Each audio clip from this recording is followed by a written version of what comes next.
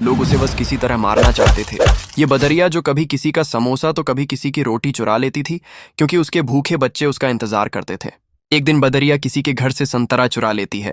तभी ये आदमी बदरिया को पकड़कर उबलते हुए तेल में डाल देता है। बदरिया बेचारी तड़पते हुए भागती है। इधर बदरिया का पति किसी की परवाह नहीं करता था।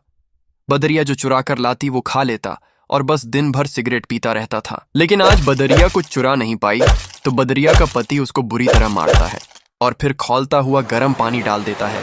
बदरिया बेचारी बिलबिला जाती है। इधर बच्चे ये सब देखकर बहुत रो रहे थे, तो बदरिया बच्चों को अपनी छाती से लगाकर सुला देती है और फिर वह रात भर रोती है, क्योंकि उसके बच्चे आज भूखे सो गए।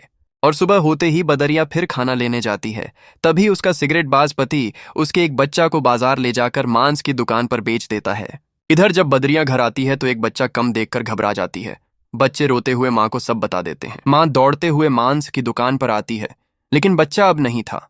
माँ फूट फूट कर रोती है और अपने बाकी बच्चों को लेकर जंगल चली जाती है और फिर एक नदी के किनारे घर बनाती है। बच्चे भूख से बिलबिला रहे थे, तो माँ खाना लेने चली जाती है। तभी एक जंगली शेर बच्चों पर हमला करके बच्चों को मार देता है। जब माँ वापस आती है तो मरे हुए बच्चों को देखकर चीख चीख कर रोती है और फिर बच्चों की याद में नदी में कूदकर अपने प्राण दे देती है। लेकिन आपने फिर भी इस माँ के लिए लाइक और सब्सक्राइब नहीं किया।